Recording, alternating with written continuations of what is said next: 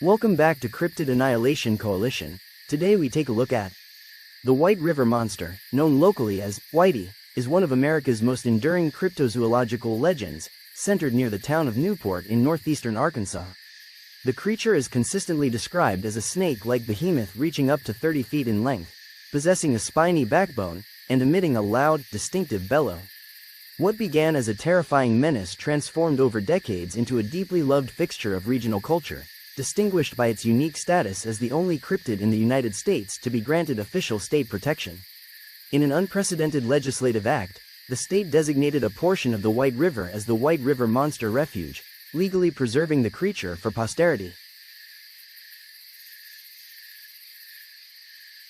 The legend of Whitey has deep historical roots, dating back to the Quapaw Indians who inhabited the area, with ancient lore recounting the creature overturning a brave's canoe.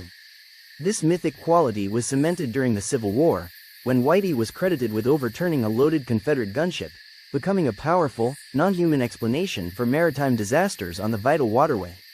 Modern sightings commenced in 1915, though they were sporadic until the 1930s. Early witnesses consistently described a snake-like form of approximately 30 feet, characterized by a spiny backbone and a loud bellow. By 1924, reports added specific visual details, including a dingy gray, heavily crusted hide. The monster burst onto the national scene in the summer of 1937 when plantation owner Bramlett Bateman reported multiple sightings. Bateman's accounts were descriptive but wildly contradictory, fueling both sensationalism and suspicion of a hoax. He initially reported a creature, as wide as a car and 3 cars long, but later revised his description to only 12 feet long, with the face of a catfish and the skin of an elephant, seen lolling on the surface of the water.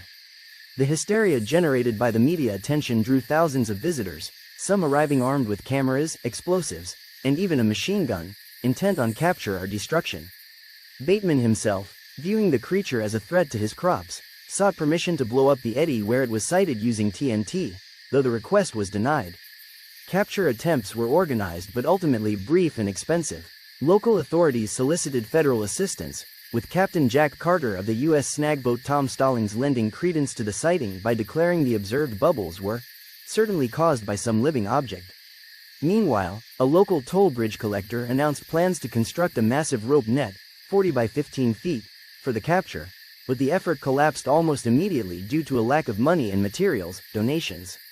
Searches employing a deep-sea diver also failed to locate the creature in the eddy, and the swift failure of these efforts led many to conclude the entire episode was an elaborate fabrication. The legend surged again in 1971, but the creature's description had radically evolved. Witnesses now described an enormous gray serpent, the size of a boxcar, or 6 feet across, as long as 3 pickup trucks, often featuring a prominent bone or horn protruding from its forehead. Crucially, the 1971 wave included physical evidence. 2 men reported finding a trail of large, 14-inch 3-toed tracks leading down to the river bank, accompanied by crushed vegetation and broken trees consistent with the passage of a massive animal. This shift toward land-based evidence marked a significant evolution in the creature's lore, aligning it more closely with terrestrial cryptids. Outside of the legally protected White River Monster Refuge, the historical response to the creature was decidedly hostile and focused on detection, defense, and, often, destruction. The 1937 sensation, in particular, illustrates the most intense attempts at direct combat against the cryptid, defeating by explosives.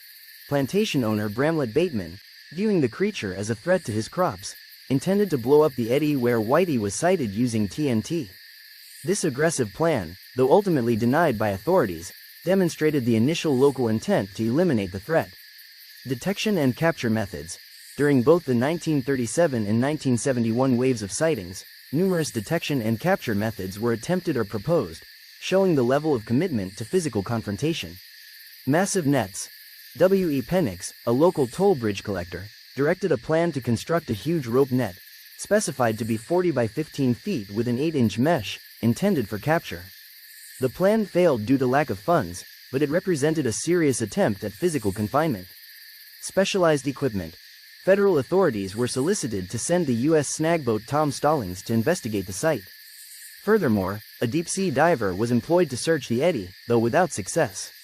In other proposals, experts considered using a giant harpoon, though this was based on the theory that the creature was a massive fish. Direct assault. The media frenzy of 1937 drew thousands of visitors, many of whom arrived equipped with cameras, explosives, and even a machine gun, indicating a popular intent to execute a direct assault on the monster. This historical reaction of armed engagement and attempts at explosive elimination starkly contrasts with the later legislative shift toward conservation and protection, emphasizing that outside the refuge, the creature was historically treated as a dangerous target. The definitive moment in the monster's history came in 1973, when the local attitude shifted entirely from hostility to preservation. The Arkansas General Assembly passed Senate Resolution 23, sponsored by Senator Robert Harvey, creating the official White River Monster Refuge, the first of its kind in the United States. The legislation made it unlawful to kill, molest, trample or harm the White River Monster while he is in the retreat. The inclusion of the word trample in the prohibited actions is particularly telling, acknowledging the large, land-based track reports from 1971 and institutionalizing the monster's immense, boxcar-sized bulk. By codifying its protection, the state transformed Whitey from a subject of skeptical investigation into a protected cultural asset, ensuring its legacy remains a vital component of Jackson County culture. The mystery of Whitey is complicated by the wildly disparate sighting descriptions, making a single scientific explanation improbable. The two leading theories are the northern elephant seal. Biologist Dr. Roy Mackle theorized that Whitey was an elephant seal that had strayed far outside its natural habitat, navigating the Mississippi River system to reach Arkansas. These seals can reach lengths of up to 22 feet, partially accounting for the immense size estimates. The Florida Manatee. Investigator Joe Nickel countered that the creature was more likely a Florida manatee, sea cow. While also rare in the region, the manatee better fits the 1937 description of elephant-like skin and lolling on the surface. Other theories suggest mundane explanations, such as an unusually large alligator gar or a giant catfish, species native to the region.